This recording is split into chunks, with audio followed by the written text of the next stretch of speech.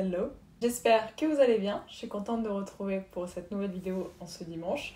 Aujourd'hui on va faire une pile à lire puisque c'est bientôt le début du Ice Cream Summer Challenge créé par Mr. Kev, qui est donc le challenge saisonnier de l'été. De la même façon que je vous avais fait ma pile à lire du Blossom Spring Challenge, j'avais très envie de vous faire ma pile à lire de ce challenge-ci pour vous présenter les menus, les catégories, les livres que j'ai choisis et qui du coup seront les livres que je lirai au cours de l'été. Pour parler un peu du challenge, comme je l'ai dit, c'est un challenge saisonnier à la même image que le Pumpkin Autumn Challenge, que le Cold Winter Challenge, que le Blossom Spring Challenge. Et cette fois, il est organisé par Mr. Kev. Ça fait 2 ans que c'est lui qui est en charge de ce challenge, c'est lui qui l'a créé également. Je vous mettrai le lien de sa vidéo de présentation en barre d'infos ainsi que sa chaîne tout simplement et tout ce qui va être lié au Discord etc qui sont mis en place. Et je remercie d'ailleurs Kev d'avoir refait ce challenge cette année-là parce que je l'avais fait l'année dernière, je l'avais pris un peu en cours de route mais j'avais beaucoup aimé l'ambiance donc je suis très contente d'y participer cette année encore une fois. Donc le challenge va se dérouler du 1er juin au 31 août donc tout l'été en fait tout simplement. Il y a 4 menus, 3 sous-catégories par menu et donc possibilité de choisir un livre par sous-catégorie ou alors un livre qui remplit plusieurs catégories, c'est un petit peu au bon vouloir de chacun fait ce qu'il veut. Il y a plusieurs façons de valider le challenge, que ce soit en lisant un seul livre, en lisant un livre par sous-menu, en choisissant de lire tous les livres ou tout simplement en faisant un peu ce qu'on veut. De toute façon toutes les informations seront dans la vidéo de Kev que je vous liste encore une fois en barre d'infos. Je vais donc vous présenter moi les catégories et les livres que j'ai choisis pour chacune des catégories. On va d'ailleurs commencer par le premier menu qui est douceur parfumée des vacances. Et la première sous-catégorie de ce menu, c'est le calme au réveil des marmottes. Et il faut tout simplement choisir un livre qui va parler d'animaux, d'évasion, de développement personnel, etc. Pour ma part, j'ai décidé de mettre le premier tome de la trilogie L'autre de Pierre Bottero dans cette catégorie, puisqu'il s'appelle Le souffle de la hyène, il y a des animaux sur la couverture. Je suis pas sûre qu'il parle tellement d'animaux dans le livre, mais j'ai essayé de mettre ce que j'avais dans ma pile à lire, parce que le but pour moi c'est de vider ma pile à lire. Donc je m'adapte un petit peu avec ce que j'ai. Et là, le titre, Le souffle de la hyène, je me suis dit, ouais, ça parle d'animaux, allez, on va dire que ça passe.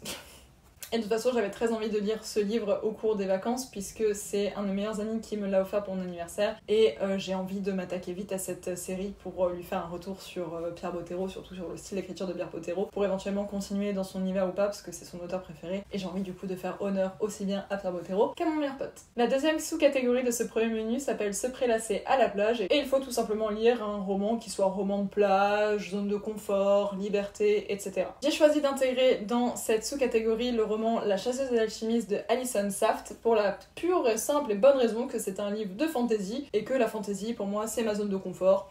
Donc je trouvais que ça collait bien avec l'idée de... Bon, c'est pas vraiment un roman de plage, mais que ça collait bien avec l'idée roman de plage, zone de confort, liberté, etc. D'autant qu'il me semble que c'est une histoire de quête pour que les deux personnages fassent un peu récit initiatique, quête de liberté pour les deux personnages principaux. Donc on va dire que ça rentre dedans. Et de toute façon, c'est un livre qui est prévu en lecture commune sur certains Discord dans lesquels je suis, donc il fallait que je le lise. Je me suis dit que c'était le bon moyen de l'intégrer aussi bien au challenge que pour les lectures communes. Et enfin, la dernière sous-catégorie de ce premier menu, il s'agit de la sous-catégorie Promenade dans les champs de fleurs et il fallait choisir un roman dont la couverture est fleurie, colorée, qui soit un roman feel-good ou qui parle d'écologie. Et c'est donc Malibu Rising de Taylor Jenkins Reid qui va remplir cette catégorie-là puisque c'était une des couvertures les plus colorées que j'avais et c'est un livre que j'avais prévu de lire au courant de l'été parce qu'il traite de Malibu, de surf, etc. Donc je me suis dit que c'était un peu la bonne vibe. Le deuxième menu s'appelle Les plaisirs glacés de l'été et là clairement du coup c'est un menu qui tourne autour de la glace, des plaisirs glacés, sucrés et tout, et qui reflète bien le nom du challenge finalement. La première sous-catégorie de ce deuxième menu s'intitule Mélodie du camion de glace, et il faut tout simplement lire un roman jeunesse, un conte ou de la poésie. C'est sans surprise qu'est venu se glisser ici le 4e tome de Percy Jackson, La bataille du labyrinthe de Rick Riordan, puisque c'est un roman jeunesse, c'est une saga que je voulais poursuivre, que demande le peuple. La seconde sous-catégorie s'appelle Sorbet et crème glacée, et pour cette catégorie-là, il fallait lire une romance, un livre qui intègre de la diversité, ou encore un livre qui intègre de la dualité. Je me suis donc dit que c'était absolument la catégorie parfaite pour glisser Never Ever Getting Back Together de Sophie Gonzalez, qui est donc une romance, et c'est une romance FF, donc on est dans la romance, dans la diversité. Je pense qu'il matchait absolument parfaitement ici. Enfin, la dernière sous-catégorie de ce second menu, il s'agit de Gelée de cerveau au granité, et pour cette sous-catégorie, il faut lire un livre qui inspire les frissons, la fraîcheur, ou alors tout simplement il faut que ce soit un petit livre d'environ moins de 250 pages. J'ai plutôt décidé de m'axer d'ailleurs sur ce dernier mot-clé, à savoir un petit livre, et c'est pour ça que j'y ai mis L'école des femmes de Molière, qui est donc une pièce de théâtre, et qui est un des classiques que j'avais envie de lire au cours de l'été, puisque j'essaie toujours de lire un classique par mois. Et celui-là, en plus d'être un classique, d'être court, il rentrait parfaitement dans le challenge. Voilà. On attaque le troisième menu qui s'appelle Rayon de lune estivale et la première sous-catégorie s'appelle Soirée de fête pour la musique. Ici, il faut lire un livre qui parle de musique ou d'art de manière générale, qui parle d'amitié ou encore un roman choral. Musique, art, amitié sont des mots qui m'ont directement inspiré The Perks of Being a Wallflower de Stephen Chbosky, donc Le Monde de Charlie en français. Pourquoi je l'ai mis là? Parce que du coup ça parle d'un jeune garçon qui cherche un petit peu sa place au lycée, qui apporte des belles valeurs sur l'amitié, que ce soit par les lettres qu'il envoie à son meilleur ami ou que ce soit par les amis qu'il se fait au lycée. Et en plus de ça, si je me souviens bien, je n'ai vu que le film mais je pense que ça se reflète dans le livre aussi, il y a une grosse part pour l'art et la musique, notamment via The Horror Picture Show. Dans le film en tout cas, je sais pas si c'est repris dans le livre, on verra bien, mais clairement c'est des mots-clés qui m'ont inspiré ce livre-là. La deuxième sous-catégorie s'appelle Feu nocturne de l'arc-en-ciel, et pour cette sous-catégorie-là, les mots-clés sont célébration, inclusion, fantasy, fantastique. Au vu de ces mots-clés, je n'avais d'autres possibilités, je n'avais pas meilleur choix que de mettre Le Prieuré de l'Oranger de Shannon Messenger, tout simplement puisqu'il s'agit d'un gros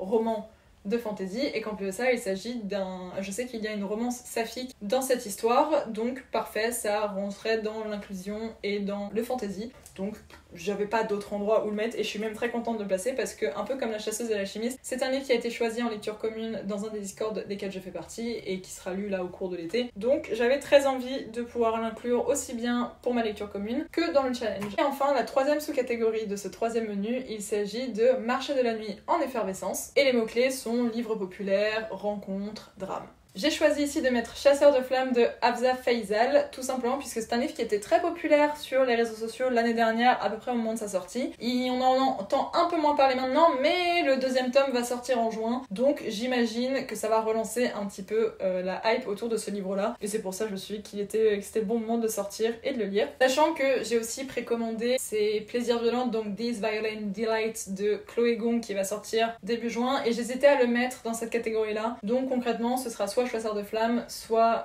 Ses plaisirs violents, voire même les deux, on verra, mais dans l'idée, c'est pas forcément celui-là qui va rester, même si j'aimerais bien lire celui-ci. Je pense que This Very End Delight va quand même me faire beaucoup de l'œil.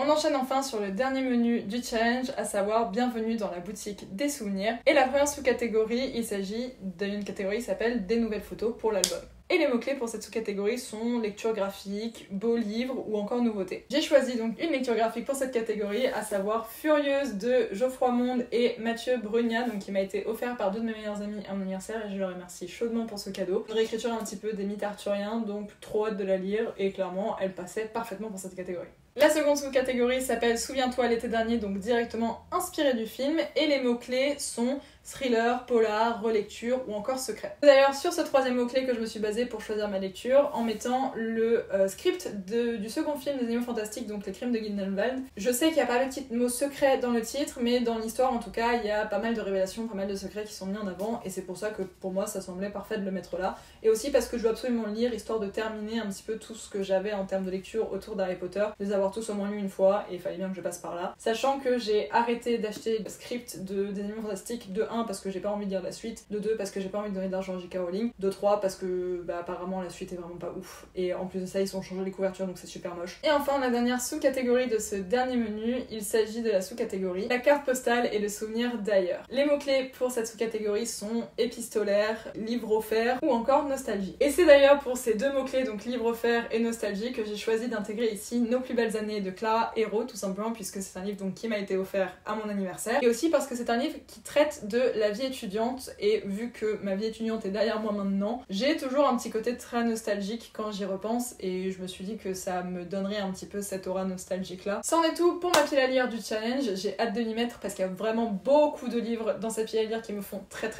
envie. Le Discord est vachement chouette, donc je pense qu'il va y avoir une bonne ambiance. Si vous participez au challenge, n'hésitez pas à me dire quels sont les livres que vous avez mis dans votre PAL, si vous avez fait un article, un post sur un réseau social, quoi que ce soit, n'hésitez pas à m'en parler, j'ai vraiment envie de voir ce que vous avez mis là. Je remercie encore une fois Kev pour l'organisation du challenge et j'ai vraiment hâte de le commencer parce que ça va être trop cool. Je pense d'ailleurs faire pas mal d'autres vidéos autour du challenge, donc que ce soit des vlogs lecture un petit peu comme j'avais pu faire au cours du Blossom Spring Challenge, ou que ce soit tout simplement pour parler des lectures que j'aurais fait au cours du challenge. N'hésitez pas à vous abonner et activer la cloche des notifications pour suivre ces aventures là. Et puis en plus de ça, ça me soutiendra, ça fera grandir un peu la chaîne.